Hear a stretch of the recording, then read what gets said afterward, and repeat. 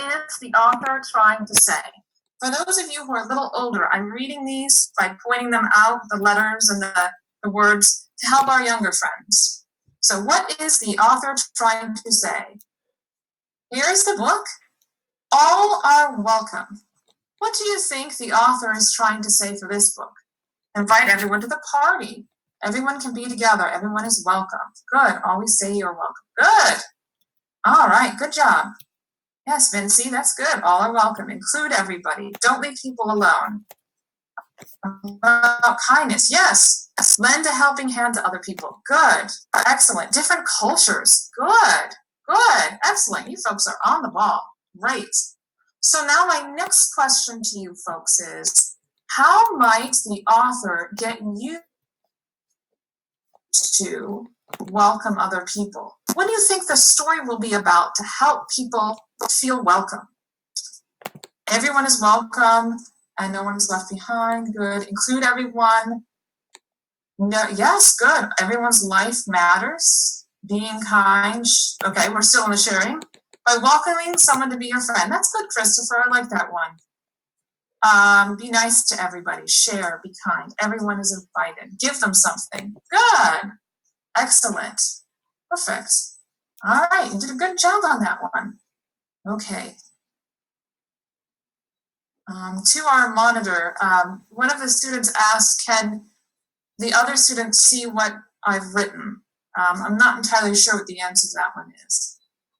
I don't think. What you've written where?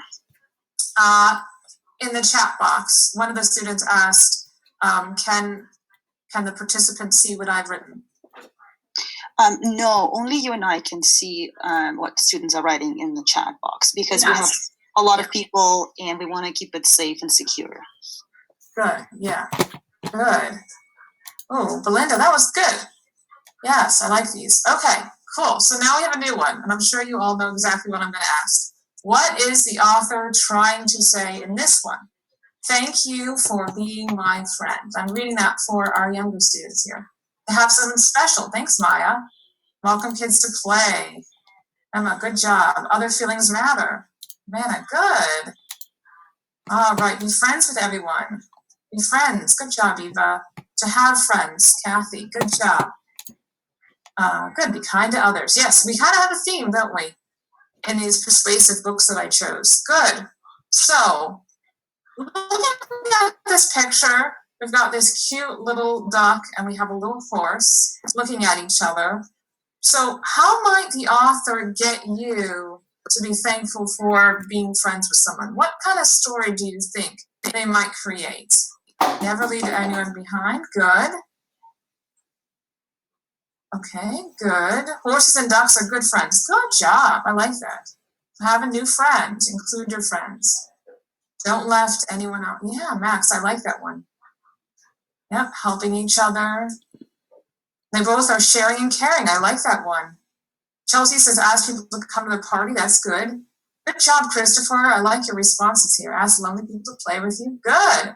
Excellent. Very good, folks. All right, so now we understand that persuasion is to get someone to do something. So sometimes when you're reading a book or listening to your parents read a book to you, that book might be trying to get you to do something. So you might be able to tell your mom or dad or the adult that's reading to you, hey, I think they're trying to persuade me to be kind, welcome others, things like that. Yep. All right. So now here's another type of goal another type of goal an author might have is to inform. And that just means to teach you something. So some authors might want you to learn something. They will write a book to teach you. What are the authors trying to teach in these examples? We have some pictures. We're going to go through each one and see what the authors are trying to teach you.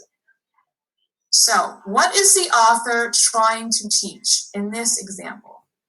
It says sun, 1 in a billion, 1 in a billion. I'm going to teach you about the sun, all about the sun. Thanks, Ashley, about the sun. Kyler, good. Joe, what does the sun do? I like the specific statement. The planets, all right, about the sun. Good, about the earth. Okay, maybe. How might the author teach you about the sun? So we're going to predict what this book might be talking about. You know, how are they going to teach us about the sun? What are some of the things they might do?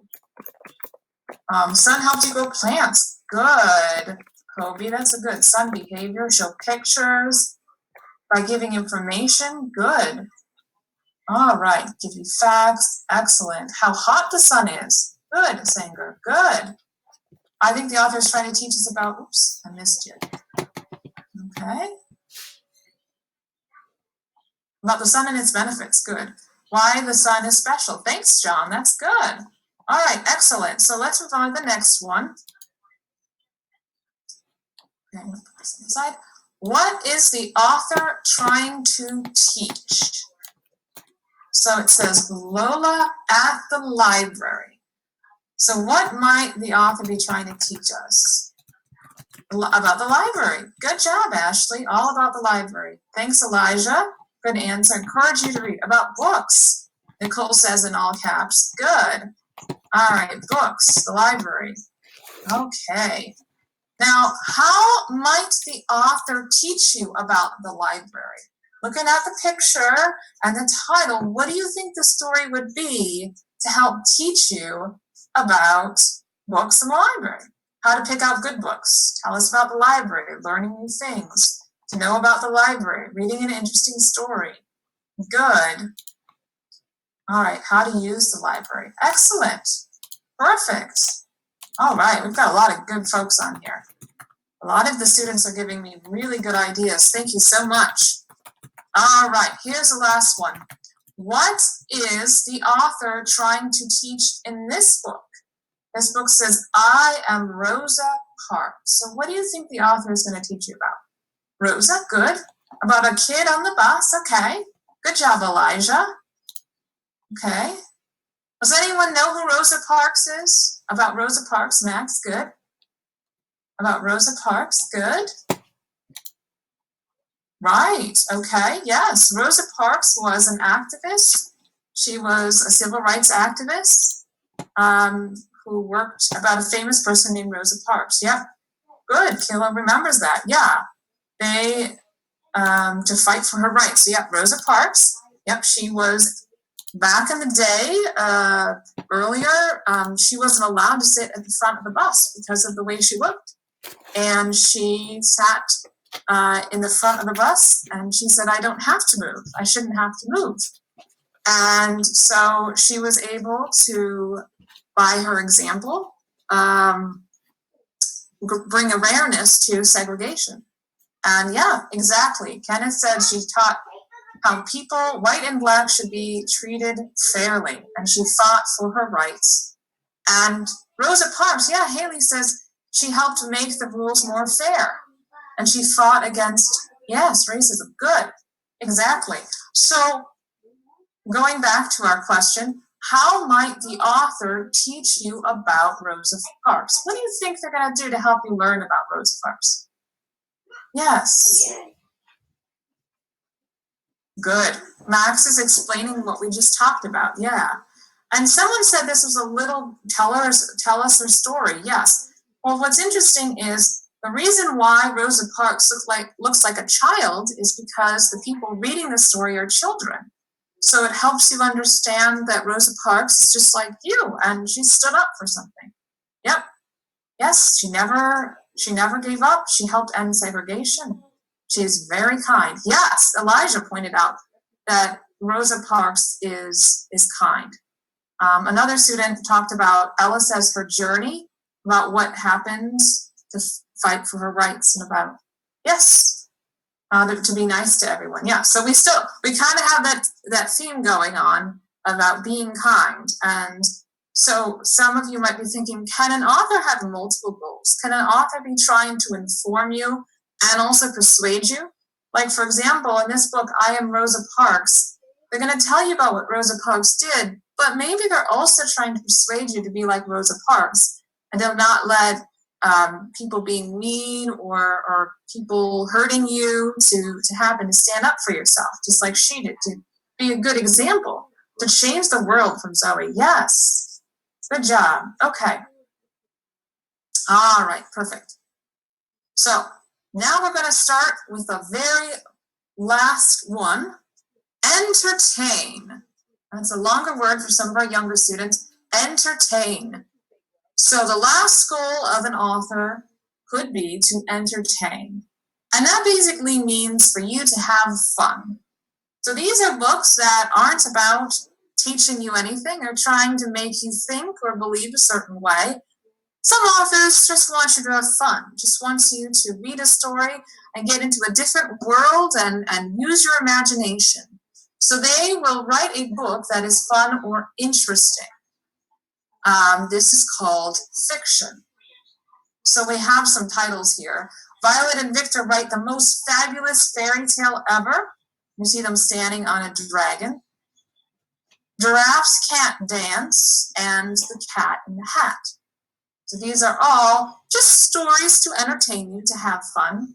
And a lot of times those stories aren't about real events. Okay, very good. Very good job, folks. Okay, let's review. Authors are people who write stories, and even you can be an author if you want. Authors have goals, things they want to do for the reader. And there's three main goals that we talked about today. First goal is persuasion, to persuade. The author is trying to get you to do or feel a certain way. The second one is to inform. The author is giving facts, directions, or information. The third one is entertain. The author is telling a story to make you feel a certain way. Okay? All right, bravo everyone. You did a wonderful job. So now it is time to stretch or go for a bathroom break. We are going to be playing the story. Someone is going to be reading Be Kind, which is one of the stories we went through. And you can listen to the story, or you can stretch and reach around and move around because you've been sitting for a while. Now, after the story is done, that first section is going to be completed and we're going to start on story structure. So you can continue to the next section, or if you need a little break, you can log off for a rest.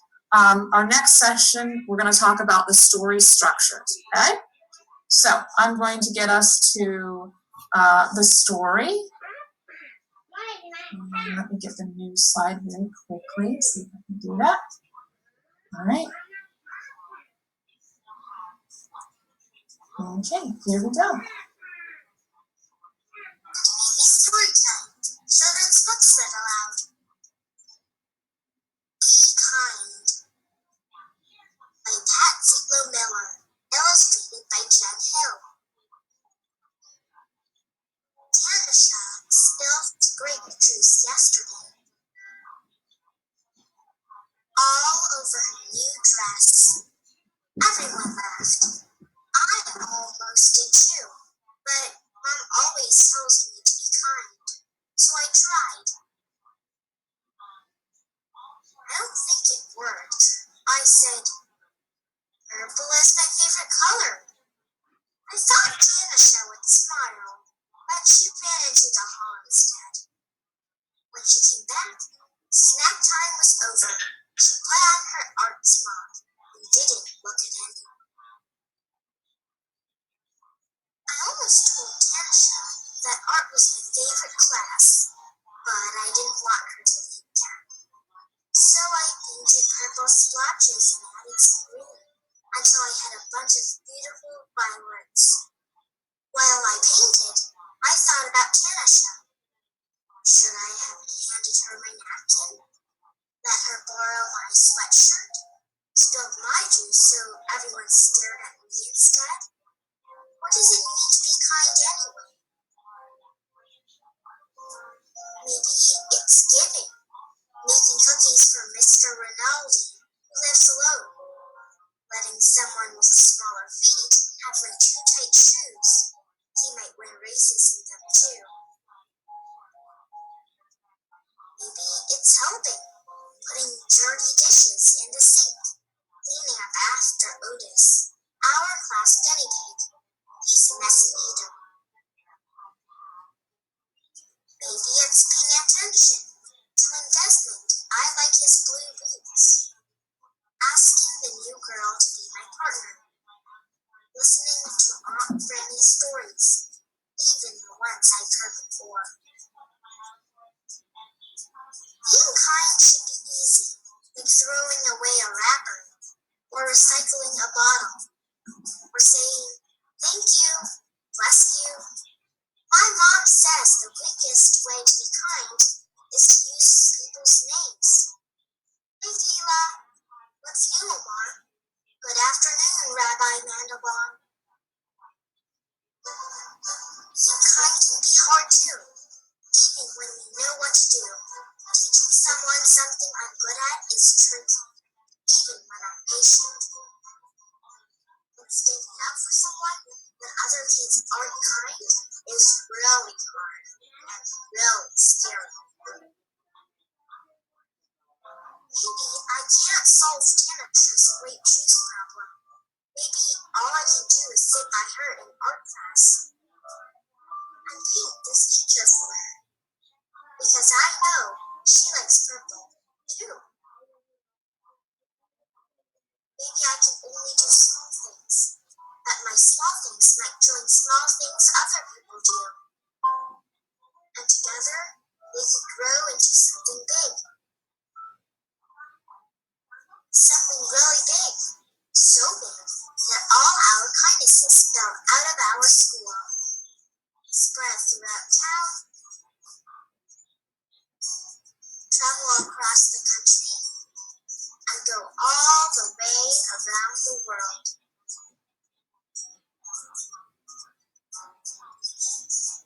Right back to Tanisha and me.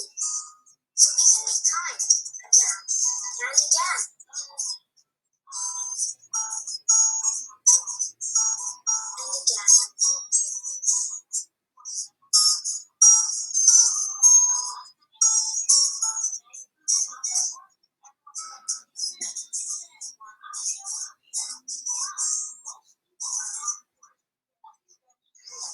Thank you so much.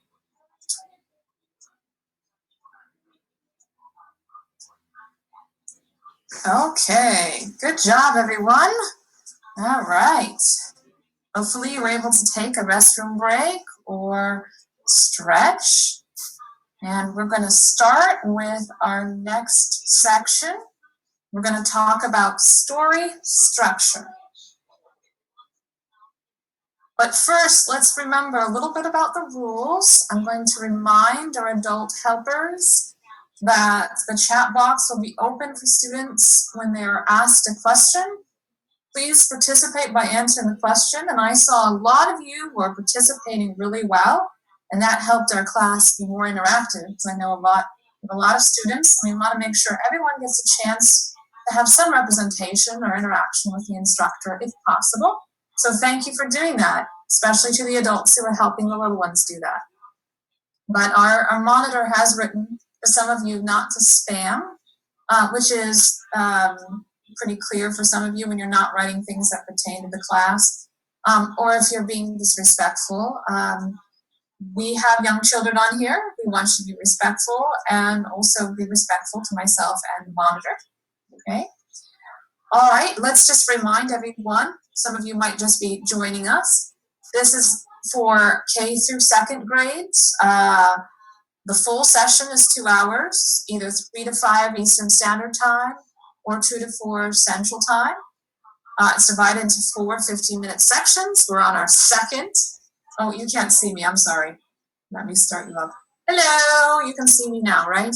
Okay, good. All right, so we're on our second section. We have a bathroom and stretch break after each section. You also have the option to listen to someone read a story that we talked about. Each section is complete, so you won't be missing anything if you need to take a break, or if that's the only section your little one can do. You can choose, however, to stay for all 4, but you can leave or come back depending on what you have to do and how your little one can sit still. I do encourage you to stay for the full section so you get all the information, okay? Everyone's doing a great job. Okay, so let's review what we've just talked about. Remember, power readers, it's really important to remind ourselves of what we learned earlier so we can keep those in our toolbox and we don't forget. Okay, so what we learned about was about authors and that they write with a goal in mind. And there are 3 goals in mind that we talked about: persuasion, to persuade, to inform, or to entertain. Now, boys and girls and gals, P-I-E. You can remember persuade, inform, and entertain by thinking about the word pie. So here's a cute little image, author's purpose pie. Persuade means to convince the reader of a certain point of view. Inform is to teach or give information to the reader. And entertain is to hold the attention of the reader through enjoyment or to have fun. And you folks have nailed those. You got all 3 of them when we were testing you on them, so that's very good. And that helps you when you're predicting what a story is going to be about. You can say, okay, what do I think the author's goal is in this book? And you can look for evidence as you're reading of the author's goal. And then at the end, you can say, well, did the author inform me of something I didn't know before? Did they entertain me? Or did they convince me that what they were arguing was right? Okay, so let's move on. We're going to talk a little bit now about stories. So most of these will be about entertainment, though some of them are informative or persuasive stories. But we're going to talk about what stories have in them. So when you're reading, you can understand what happens in the text. Okay, so we are focusing right now on fiction stories. And the easiest way to know what fiction is stories that are made up. So when you go to the library with an adult and you're looking for a story that you want to read for enjoyment, you're going to look in the fiction section. Now, each story has 3 things: plot, setting, and character. Plot, setting, and character. So today, we are going to focus on plot. P-L-O-T for our young readers, plot. So what is a plot? Well, a plot is what happens in the story. So the action of the story, okay? And this, oftentimes the action is described as a roller coaster. I wonder if any of you have ever been on a roller coaster before. I have many times, and they're a lot of fun. So you start out on the roller coaster, you get locked in, and you get ready to move, and you go forward, and then you go up, up, up, up, up, up, up, up, and then you're on the top of the hill, and you go swoosh, and then you're done. And that's sort of how stories work in a plot. And so we're going to talk about those elements of the story that make it exciting and fun to read. So, story elements. The plot, what happens in the story, has 3 parts. A lot of 3s today. 3 parts. Beginning, middle, and end. See? Beginning, middle, and end. So sometimes when you're reading a story, you can draw a picture of what happens at the beginning, and then in the middle, and then in the end, and that will help you remember what the story is about. For this section, we are going to be focusing a little bit more on the beginning of a story. So let's start at the beginning. The beginning of a story hooks you in, shows you the people in the story, and shows you where the story takes place. So, the beginning hooks you in, shows you the people in the story, and shows you where the story takes place. Now, a good beginning oftentimes does all 3. But sometimes authors focus on one aspect of a beginning. For example, they want you to be very excited about what you're reading, so they will make an exciting hook that will get you interested. Or they want you to know about the characters. Maybe the certain type of character you relate to, so they'll talk about the character. Or they might say something like, it was a dark and stormy night. To get you excited about the story by talking about the location or place where the story is going to happen. Okay? Hooks you in, shows you the people in the story, and shows you where the story takes place. Okay, so now we're going to practice. We're going to read some sentences that are from real books to see if they're good beginnings. And I'm going to be asking you some questions, so those of you who want to participate certainly can. Okay, so the question I'm going to ask you is this a beginning? So this is a little bit probably first grade level, so I'm going to read it while pointing with my cursor to help our younger students. The sun did not shine. It was too wet to play. So we sat in the house all that cold, cold, wet day. I sat there with Sally. We sat here, we two, and we said how we wish we had something to do. And that is from the book called The Cat in the Hat, which some of you might be familiar with. So, after you heard what I read, do you think this is a good beginning? And you can say yes in the chat. You can say this is a good beginning. And for those of you who want to think a little higher, tell me why this is a good beginning. Is it a good hook? Does it tell you about the characters? Does it tell you about the setting? Or does it do all three? Okay, so I'm going to check our chat and see what we've got. Yes, okay, good. Thank you, Anna.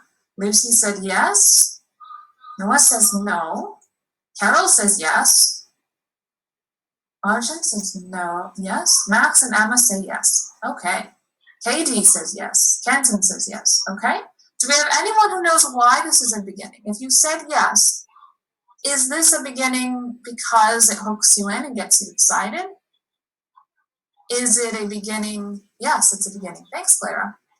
Is it maybe? Clarice thinks maybe it is. Okay. Emmett doesn't think so. Okay. What does it have in it that helps you know it's a beginning? Anyone have any ideas? Because it, oh, good job, William, because it tells you the setting. Happy birthday, Emmanuel. Okay. All right. Yes, because characters. Good. It talks about and KD says, I've read it before, so I know. Okay. It tells people as well as setting women. Yes, good. All right. Doesn't describe all the characters. Okay, June. Well, a beginning is, if it's a good beginning, it's based on your opinion, but sometimes a beginning might focus on something else. Because most stories say once upon a time. Okay. Well, sometimes they do, but you can have other stories that start with different things. Okay, everyone, characters, someone says in all caps. Okay, let's see who's right. Let's see. Yes, it is a good beginning. It hooks you in. You want to know, why were they so bored? Why were they saying go home? Okay, it shows you the people in the story. It tells you who the characters are, and it tells you a little bit about the setting. Okay, it wasn't a good day. It was cloudy. Okay, excellent. All right, here's the next one. Is this a beginning? Once there were 4 children whose names were Peter, Susan, Emmett, and Lucy. Now, this is from a book that's for a little bit older children called The Lion, the Witch, and the Wardrobe by C.S. Lewis. Some of you may not have read it. So does that seem like it is? Somebody says yes, characters. Someone says no. Teresa said yes. Ella says yes. Estella fan says yes. Good. Okay, why is it a beginning? How do you know that it's a beginning? Okay, so June is pointing out that it doesn't say the setting, and Hannah says no because it doesn't say the setting. And Elijah says he's not necessarily hooked in. Well, okay, maybe that's true, but remember, we have 3 things you can choose from too. So we are given the names of 4 children, Peter, Susan, Edmund, and Lucy, so we're getting some characters here.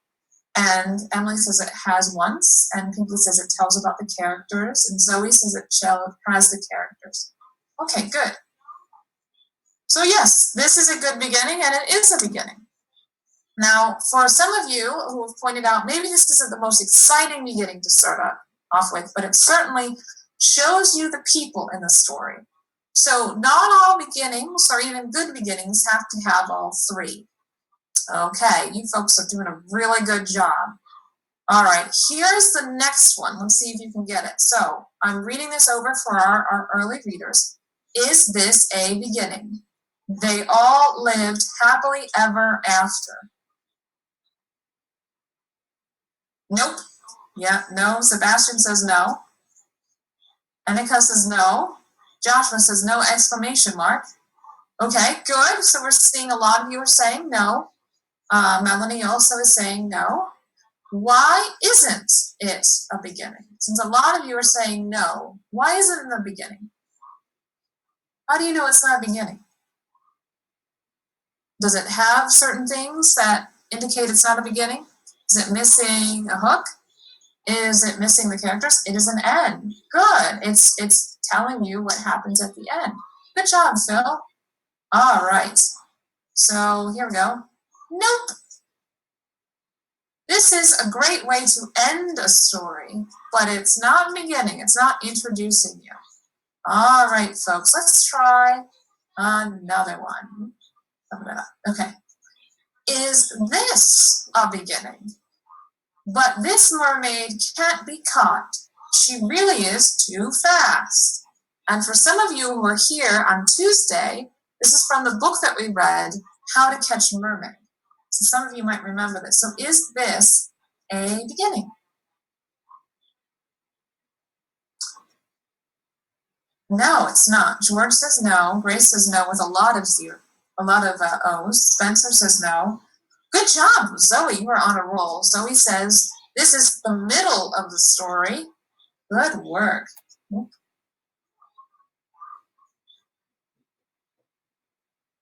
Right, I'm having trouble with the text, so, okay. All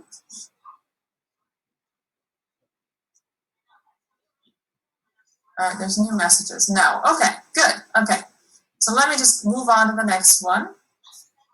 Chat sorting here, okay. Nope, that is the middle of the story.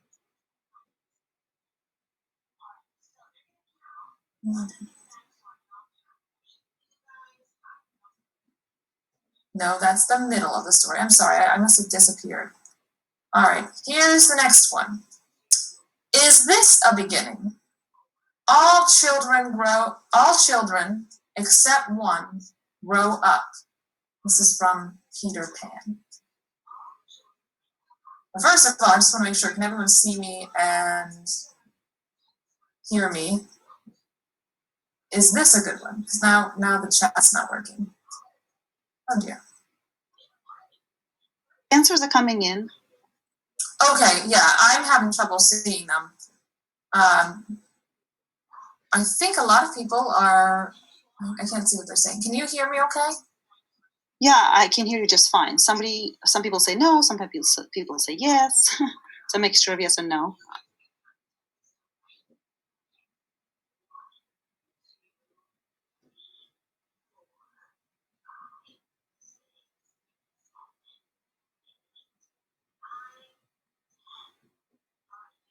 Yes, okay. Oh, good, good. No, some people are saying no. Okay, all right. Actually, this is a good beginning, believe it or not. Because although it's not necessarily giving you a name, it is talking and referring to all children except one grow up, and it's going to tell you about Peter Pan. So it is the beginning of the official Peter Pan book. It doesn't necessarily show you where it takes place, but it does give you an idea about one of the characters. Now, we did talk about sometimes some beginnings are maybe your favorite beginnings and you like them, and other beginnings you're not necessarily a fan of.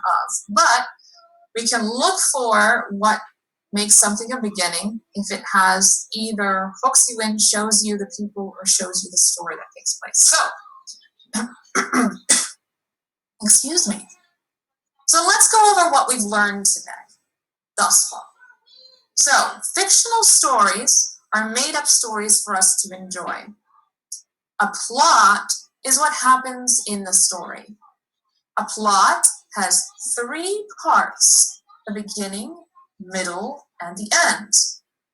And a beginning hooks you in and shows you the people in the story and the setting where it takes place. Okay, so time for a stretch and bathroom break.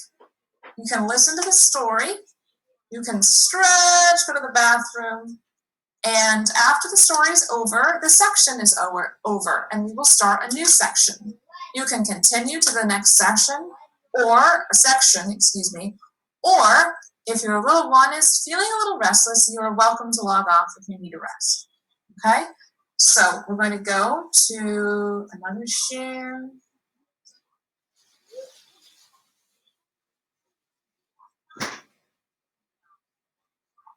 Okay, just checking with the monitor. Can you see that it's now if you give a mouse a cookie? Is that Yeah, I saw, but it's I think you're loading it, right? You haven't started playing it yet. Yeah, I haven't started saying. When I did the other one, could people hear it? Yeah, I could hear it just fine.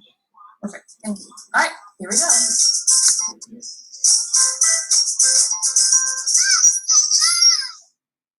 You Give a Mouse a Cookie by Laura Joffman, illustrated by Lucia Bond. If you give a mouse a cookie, he's going to ask for a glass of milk. When you give him the milk, he'll probably ask you for a straw. When he's finished, he'll ask for a napkin. Then you'll want to look in a mirror to make sure he doesn't have a milk mustache. When he looks into the mirror, he might notice his hair needs a trim. So he'll probably ask for a pair of nail scissors. When he's finished giving himself a trim, he'll want a broom and sweep up. He'll start sweeping. Might get carried away and sweep every room in the house. He may even end up washing the floors as well. When he's done, he'll probably want to take a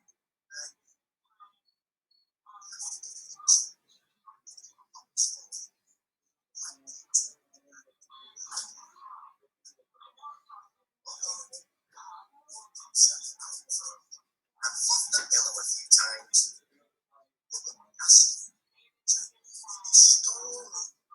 So you'll read to him from one of your books, and he'll ask to see the pictures. When he looks at the pictures, he'll get so excited, he'll want to draw one of his own. He'll ask for paper and crayons. He'll draw a picture. When the picture is finished, he'll want to sign his name with a pen. Then, to hide the picture, refrigerator, to eat, he'll read. Scotch tape. He'll hang up his drawing and stand back to look at it. Looking in the refrigerator will remind you that he's thirsty. So, he'll ask for a glass of milk. And chances are, if he asks for a glass of milk, he's going to want a cookie to go with it.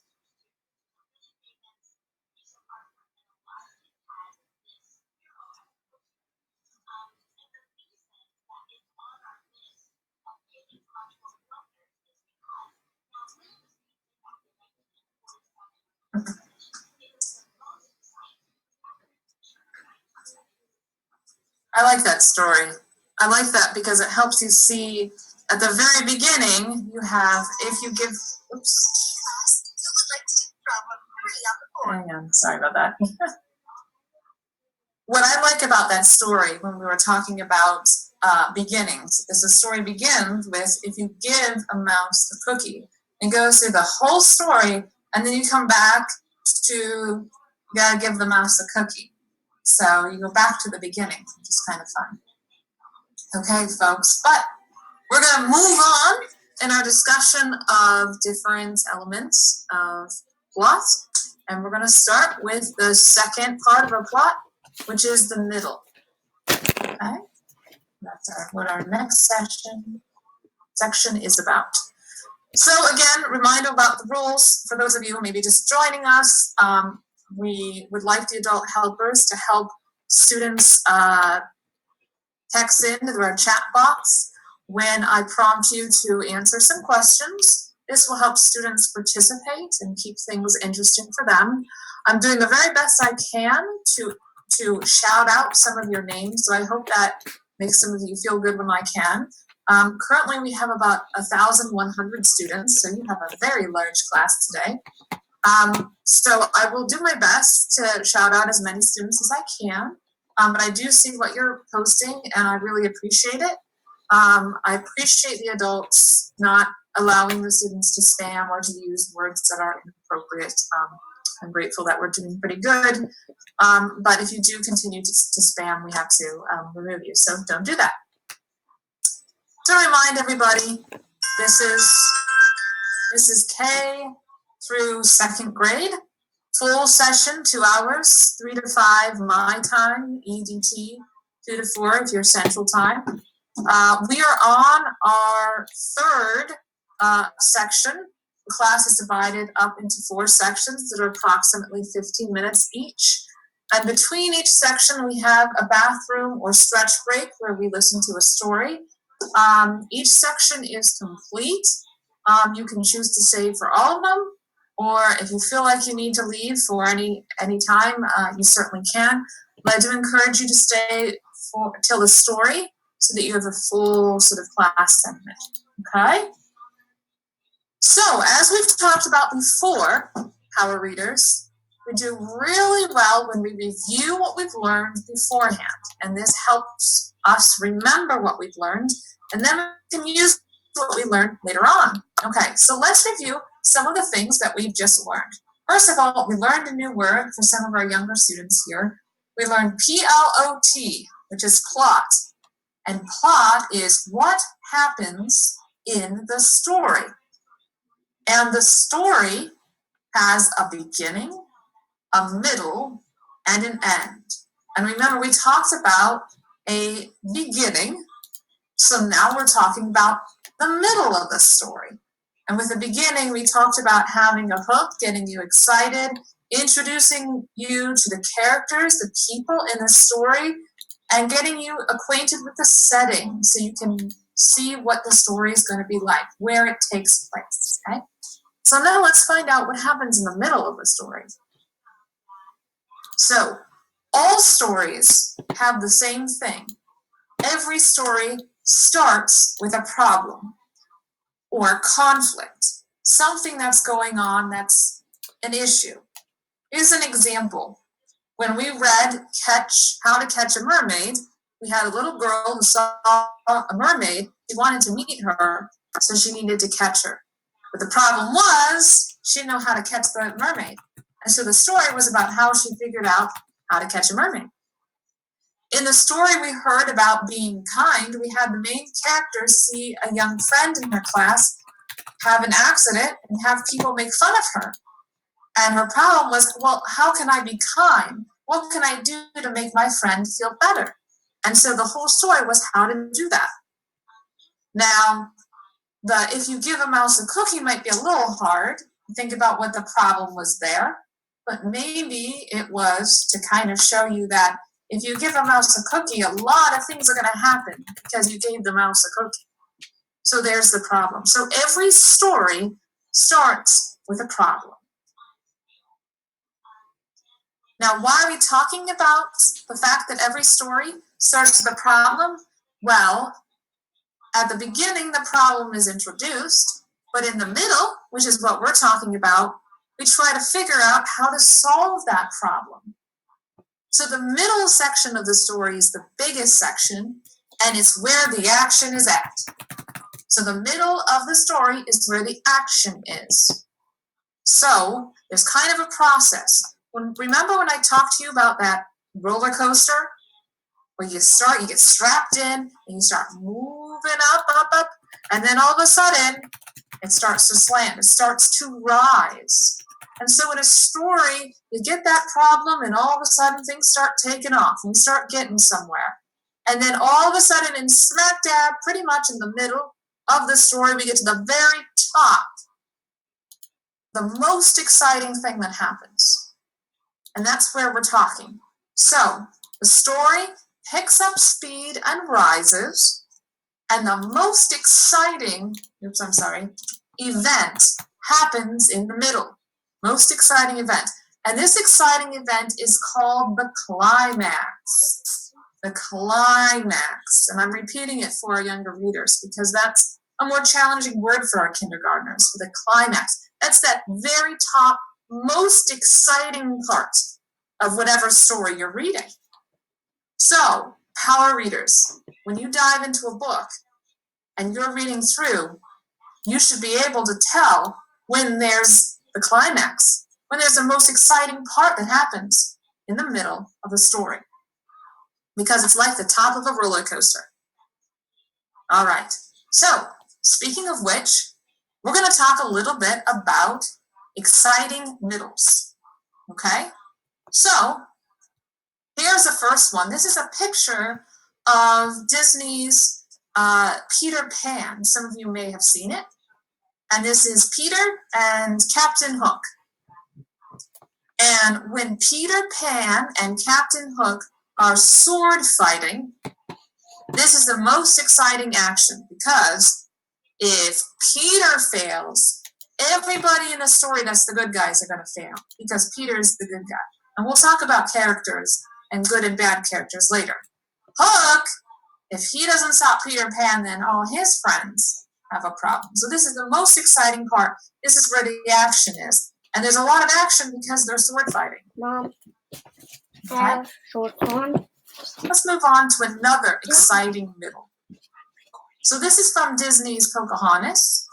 And this part of the story is when Pocahontas and her friend John Smith see two sides fighting. And John Smith is captured. And they're going to take him, they're going to hurt him. And then Pocahontas saves him. She tries to stop them from hurting him. And so that's the most exciting part of the story. Okay? And that's called the climax. Okay, so I'm going to, now that we're going on to a few more of these, I'm going to open the chat to you. And I'm going to ask you a simple question, why? So I'm going to tell you what this story picture is depicting, what it's showing, and you're going to tell me why this is exciting or why this is the climax.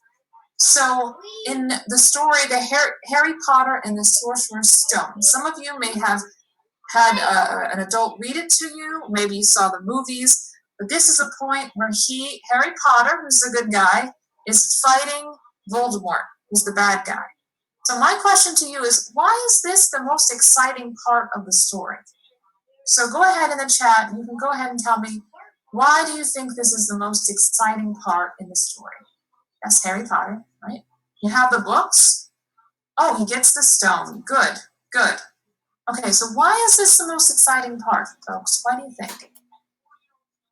If you have an idea, you can go ahead and type it in.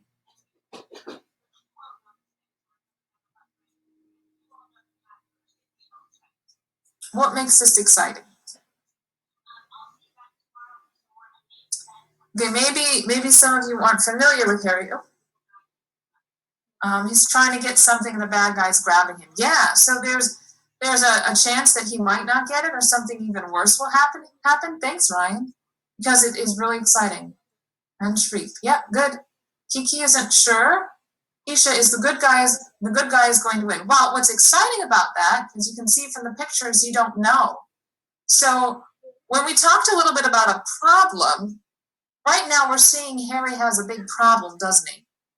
His problem is, first of all, he needs this stone right here. And he's trying to reach it, but he can't quite get it. And on top of that, there's someone trying to stop him and trying to hurt him. So he's got two problems there. right? LSC says he fights. Good. Yeah, well, he has to fight. And that's exciting because you don't know what will happen. Chase says because it is the fight between the good guys and bad guys. Good. He's trying to get the jewel. This is the most exciting part because they are fighting each other. Good. Because I want to know if he will win. Thank you, Eleanor, because I want to know who will win. Someone says because if he wins, Voldemort will be doomed. Good. They're fighting for the Philosopher's Stone. Good.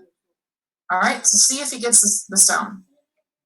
Who will win? Said Yan Yan. Okay, good, excellent. That's why it's exciting. Good. All right, let's try another one. This is from Disney again. I kind of went with a theme here.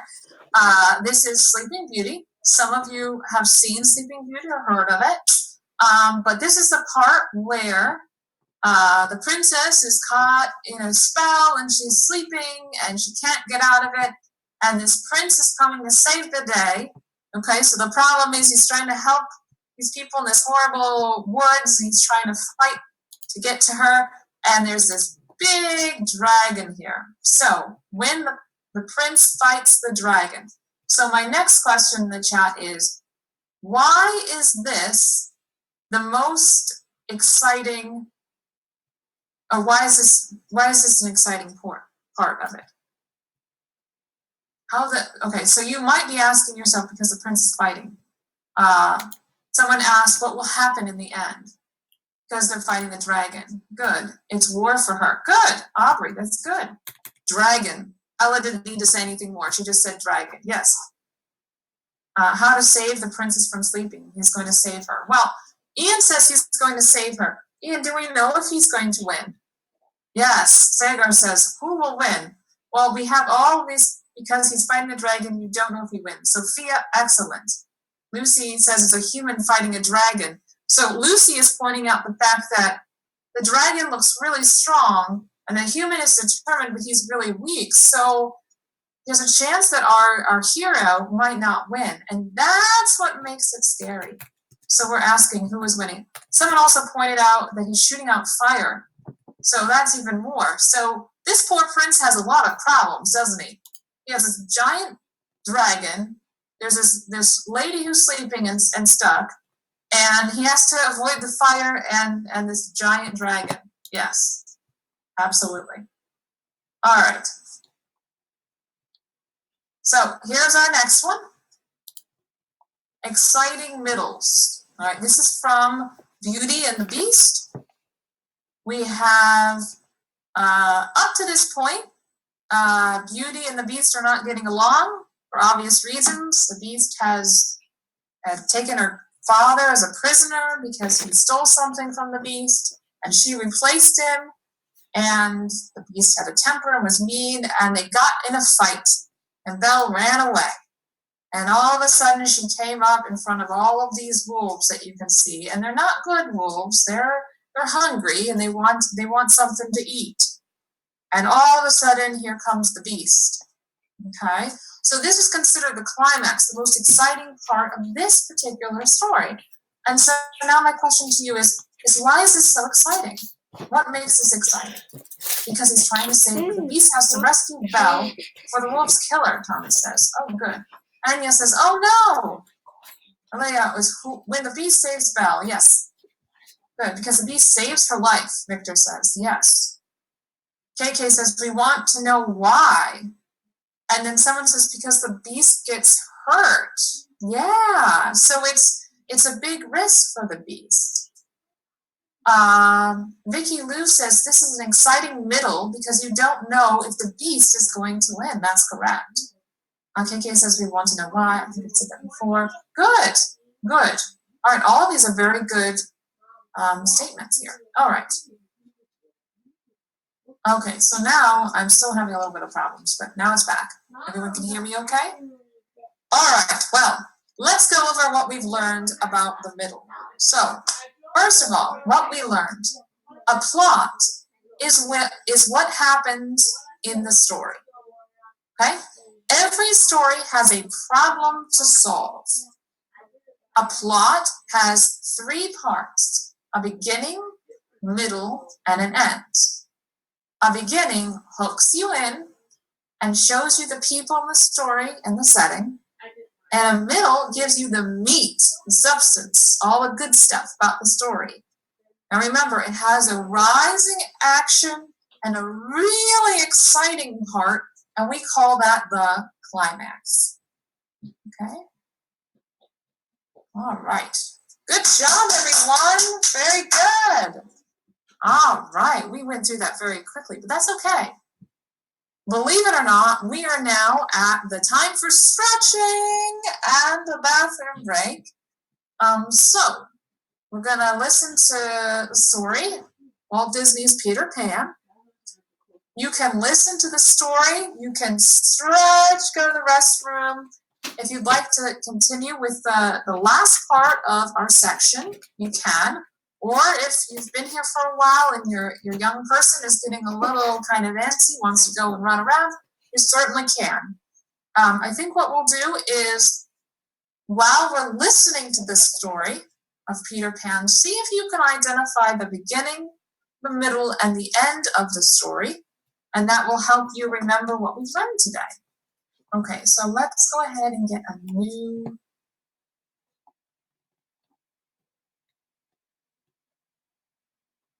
Okay, make sure. All right.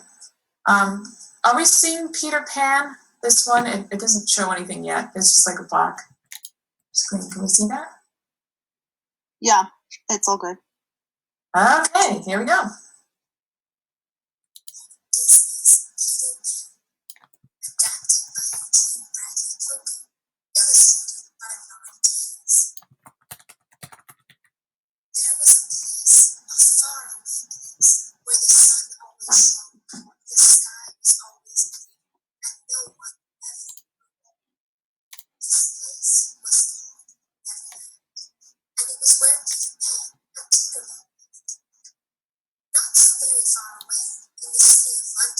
Vanessa, the sound is very muffled. It's hard to hear.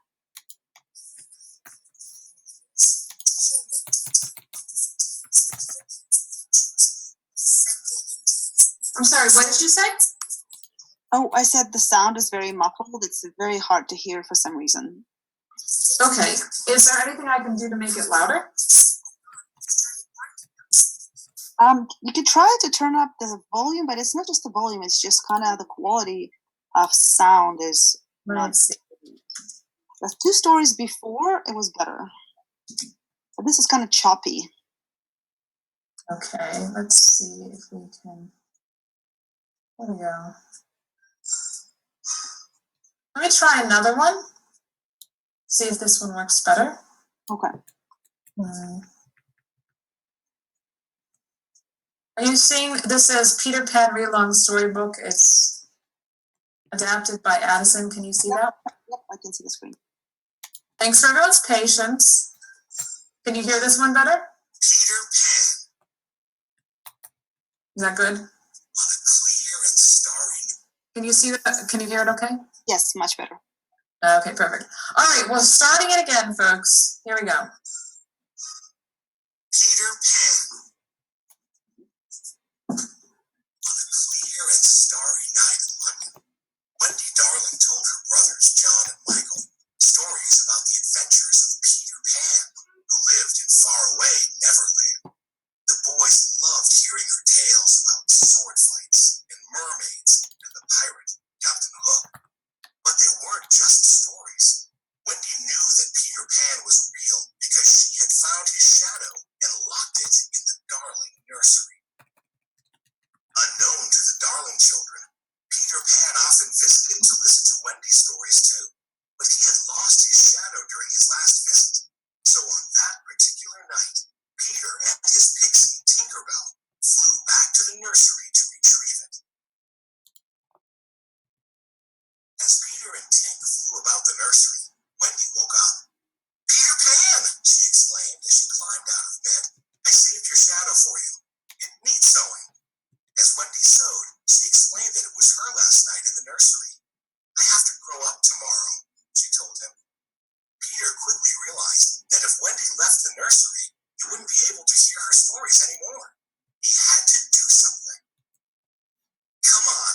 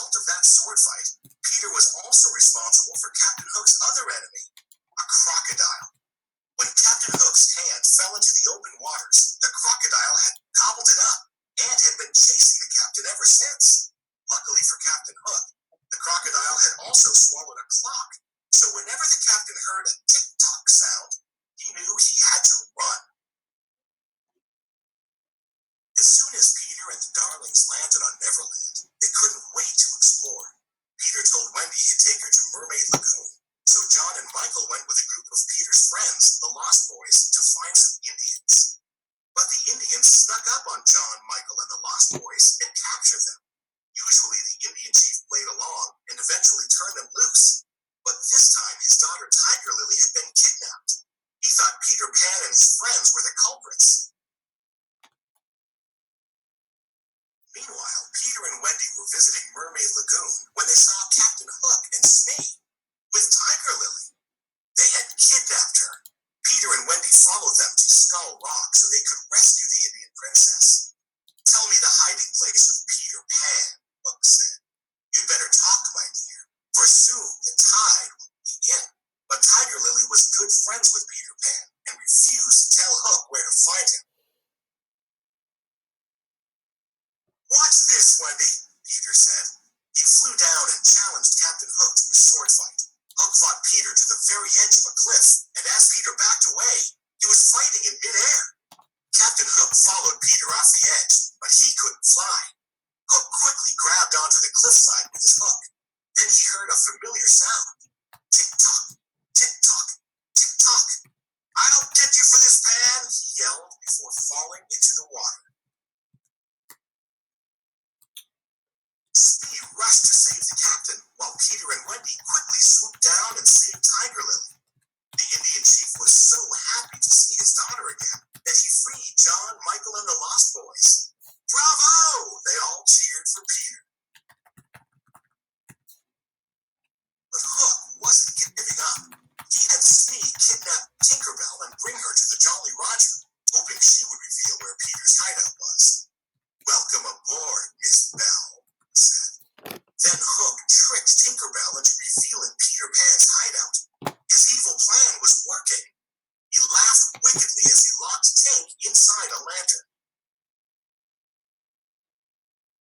Meanwhile, at Peter Pan's hideout, Wendy told stories to all of the boys. But she was starting to miss her parents back in London. She told the boys how great it was to have a mother. This infuriated Peter Pan. Go on, go back, he said. But I'm warning you, you can never come back. Never. That didn't stop Wendy and the boys. They left Peter behind and raced outside, where Captain Hook and his crew were waiting for them. Captain Hook's plan to destroy Peter Pan was almost complete. Before Hook returned to his ship, he lowered a beautifully wrapped package into the hideout for Peter to find. The pirates brought the children back to the Jolly Roger and tied them up. Captain Hook gave them the option to either become part of his pirate crew or walk the plank. But Wendy proudly shook her head. Peter Pan will save us. Peter Pan will save them, Hook said, laughing sweetly. You see, we left a present for Peter. Peter Pan will be blasted out of Neverland forever, Captain Hook told her.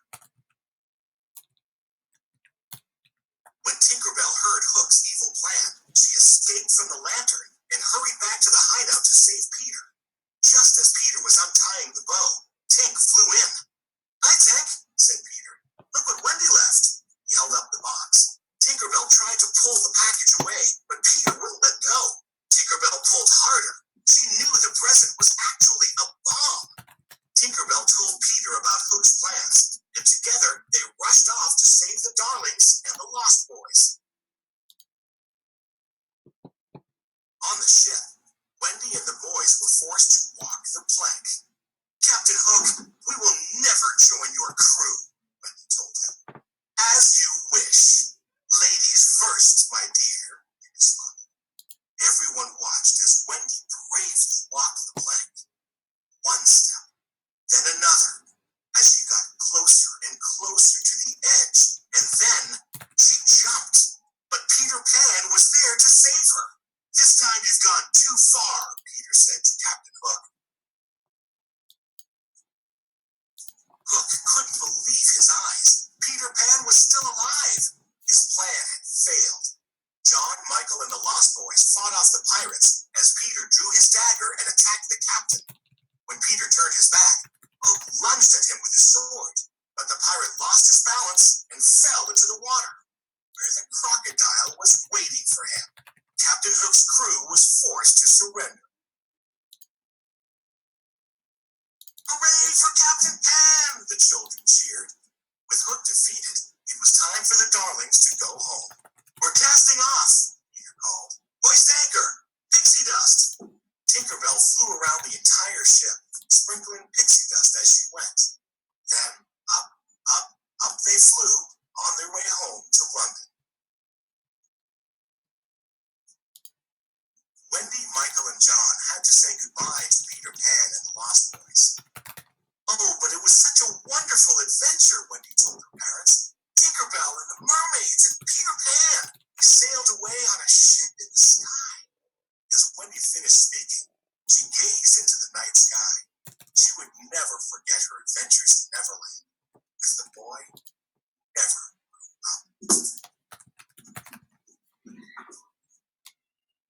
Okay.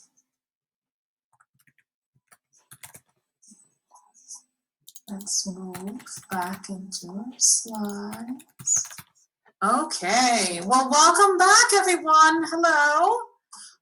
Before we get started on our last section of our session, I just wanted to ask anyone who was listening to the story what the most exciting part of the story was.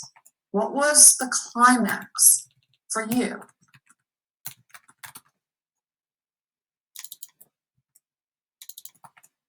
So if you know what the climax was, go ahead and write it down.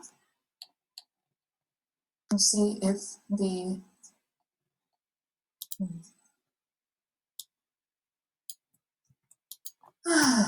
hello.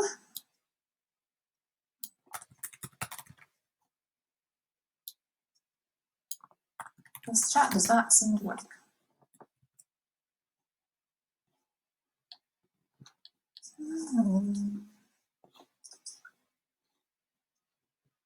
Okay, so let's open back the, okay, scary part.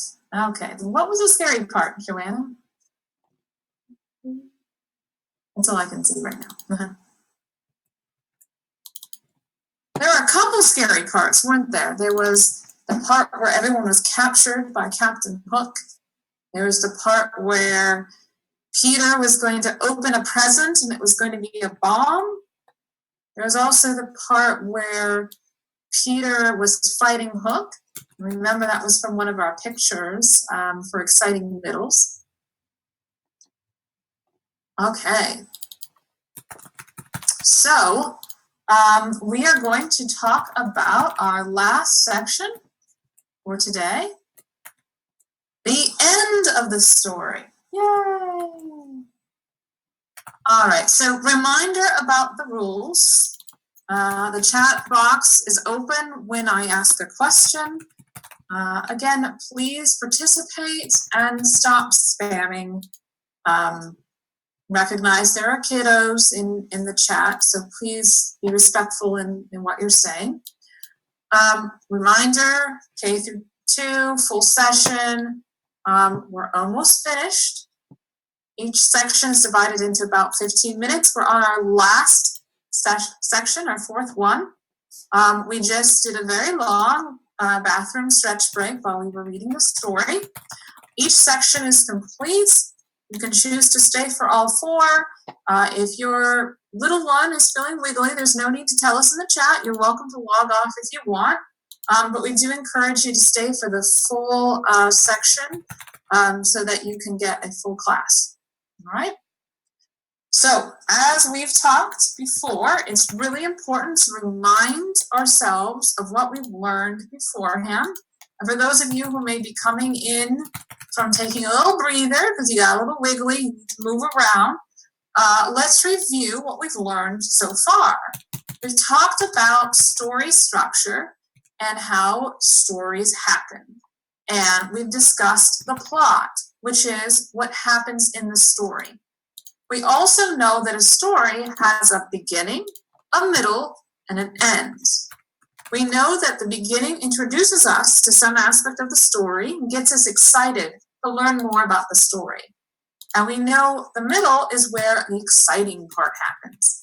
Now, we're going to learn a little bit more about the end of the story. Okay, so the end of the story wraps everything up in a nice tight bow. Any problem the character has is resolved or fixed. So remember we talked about in the middle section that every story has to have a problem. Otherwise, it wouldn't be interesting. And in the middle, the problem is presented, and the characters, the people in the story have to figure out how to solve the problem. We talked a little bit about the first book that we read, Be Kind. The main character had a problem. One of her classmates was being made fun of, and she was trying to figure out the right thing to say to make her friend feel better. And the second story, we had a problem because a mouse is asked for a cookie. What do we do? In the Peter Pan one, there's a problem. Captain Hook wanted to cause everybody harm. So what do you do about that? And so throughout the story, the problem is dealt with in various ways, and then the problem is resolved. So in our first story about being kind, some of the things that were resolved were you can do little things to help. Even if it's scary, you should still do it, and everything counts. And we saw at the end, she drew a picture for a friend made out of purple flowers, and we see it hanging up on the friend's wall, so it made her feel better. And in our second story, well, we learned that even though it ended the story, it ended back at the beginning. So sometimes an ending doesn't necessarily resolve the problem, because sometimes that's not fun. So occasionally a story might end, like our second story, when you give a mouse a cookie, where the problem, we work through the problem, and then, oh, we have another problem. And when we talked about Harry Potter, for example, there's a reason why there's 7 big, thick books about Harry Potter, is as soon as they solve one problem, they then have to solve another one. And that's how you get a series of books going through. So generally speaking, the end of a story does solve the problem, but sometimes it doesn't. But it does have a finality to it. It ends. Okay. So now what we are going to do is we're going to talk about identifying endings in a story. Okay. So I now have a question for you. Is this an ending? And I'll read it for you. The sun did not shine. It was too wet to play. So we sat in the house all that cold, cold, wet day. I sat there with Sally. We sat here, we two, and we said, how we wish we had something to do. And that was from The Cat in the Hat. So I'm going to open up the chat. Hopefully the chat will let me check out what you folks have said. Give me a second. People are saying no. Oh, people are saying no. Oh, thank you. Thank you. Because every time I open up the chat, just for the monitor, it says no response. And then it seems like everything's a little bit messed up, unfortunately. Okay, so people are saying no. Next question. Why isn't this an ending? What do you think? And then,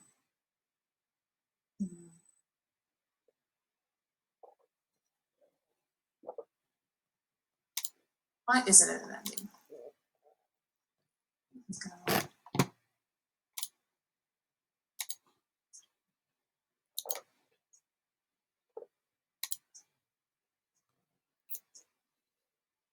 Okay, so Max says it's a beginning. Okay, thanks. You kind of read them now, hurrah. All right, well, let's go ahead and check out what the answer is. Okay, the answer is no. And as Max said, that's a great way to begin a story, but it's not an ending. It doesn't conclude anything. it starts to present the characters and the setting so you get ready for a story. Good job. Okay, so now we have the next one. Is this an ending? Peter Pan and Captain Hook are sword fighting. Is this an ending? And if you say no, that's fine, or yes. If you say this is an ending, you can say yes as well, yes or no. But I would like to know why you think it is an ending or why you think it isn't an ending. That way we can kind of talk a little bit more about what makes an ending. No. Okay, Alyssa says no. Layla says no. Ferdinando says no. Okay, and we gotta move it down.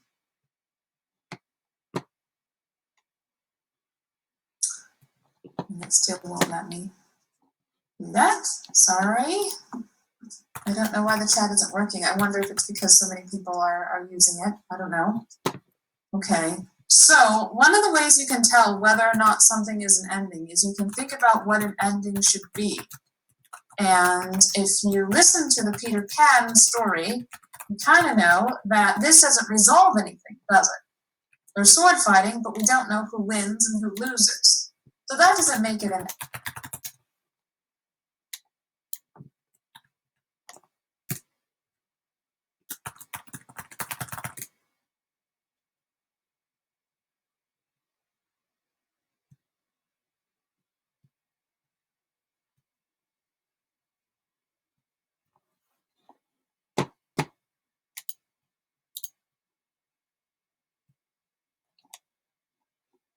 Hi everyone, this is your moderator Anna. I think Vanessa just lost her internet, so let's wait until she's back. I hope she can get back into the class. She might have been having issues earlier, that's why she wasn't able to see the chat. So hang on tight, give it a couple minutes and see if she's back inside the webinar room. Thank you for your patience.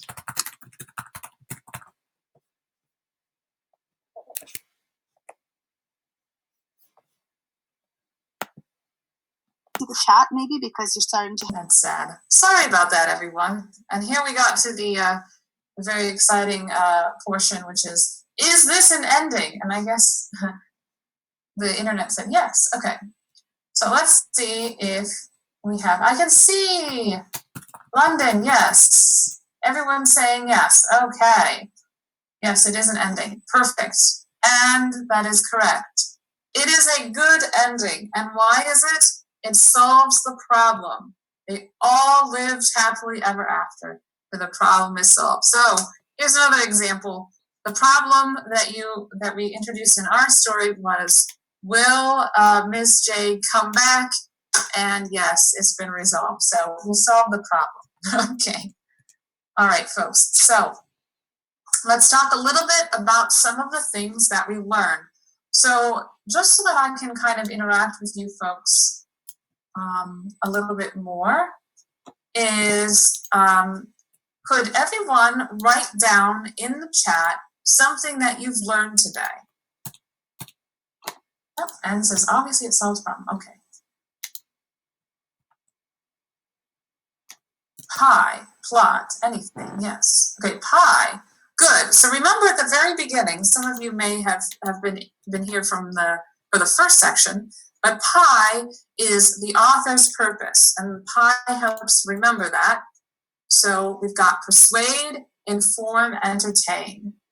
We learned about pie, good. Plot, we learned about plot. So the plot is what happens in a story. We learned about the ending, good. We learned several books. Some of you might be interested to take out some of the books you saw me reference in the first section from the library to read for yourself. Pie thing, climax. Jeremy says he learns about a climax. Now, a climax is the very tip, the very top of the middle. It's the most exciting thing that happens in a story. So when you're reading a story, you can find the most exciting thing that happened in the story. We learned about the middle and events. Good. We learned about beginning, middle, and end. So every story has a beginning, a middle, and the end. So when you're reading a book yourself, to help you engage with the text, you can say, okay, what is the beginning? What is the middle? And what is the end? Good. Okay, someone mentioned they learned about authors. That's right. Remember, an author is a writer, a person who creates the stories that you're reading. And so you learn about what the author is trying to do for you, the reader. Good. Edwina says she learned about a plot, ending, good, middle, beginning, good, plot. Okay. All right. Victor says every story has a problem to solve. Excellent. So another way that our power readers can engage in the text is trying to figure out what is the problem that needed to be solved in what you were reading. So remember with our last section, we did the How to Catch a Mermaid. And the problem was we got this mermaid, we want to catch her. We had to figure out how to do that, and eventually, well, the problem was kind of resolved. We realized, you know what, maybe catching her isn't such a great thing. The author tries to tell us something that we should learn, like how to be kind. Good, good. And some of you learned maybe about Rosa Parks, which is fun. Oh, good. Adelia has something interesting. She said that I learned that an author can repeat the beginning. Yes. Authors can do some tricky things sometimes, where you start at the beginning with, if you give a mouse a cookie, and then by the time you get to the ending, they repeat the beginning again. So that's kind of cool. Ah, Peter Pan is a hero. So you enjoyed that story. Good, good. And which one fits for the end? Okay, good. So you were able to identify those. Okay. Author's purpose and goal. Good. There's a problem or conflict in the first part. The beginning hooks you in, says Olivia. Good job. How to Catch the Mermaid book is a fairy tale. Talia has said that it's a fairy tale. Good. And fairy tales are fiction. So we talked a little bit about fiction being stories that are not true. Good. All right. Excellent. All right. So let's go through. Connie says author's purpose, pie, persuade, get you to do something, inform, want you to learn something, entertain, for you to have fun. Good. And Oja says the meat. And remember, the meat is the middle. Good. All right. So, what we learned, just to go through, a plot is what happened in the story. Every story has a problem to solve. A plot has 3 parts, beginning, middle, and end. A beginning hooks you in and shows you the people in the story and the setting. A middle gives you the meat of the story. It has a rising action and a really exciting part called the climax. And then an ending wraps everything up and solves the problem. And speaking of ending, I know we're ending a little bit earlier, but that's okay. Thank you so much. This was so great. I've seen so many of you. There's currently 700 of you that stuck it out to the end. Thank you very much. And yet I was still able to interact with your comments on the chat. And for the most part, you folks were really good at sticking to the comments, and I really appreciate that because it's very important for me as a teacher to interact meaningfully with you as a student, and we're doing the very best that we can. So I'm very excited. So I'm going to see you next week if you're going to come to our next session on Tuesday, 2 o'clock Central, 3 o'clock Eastern Standard Time. And we're going to talk a little bit about characters next week. And there's a lot to talk about with characters. And we've already been introduced to a couple characters, the Prince and Sleeping Beauty, Peter Pan, Pocahontas, things like that, Rosa Parks.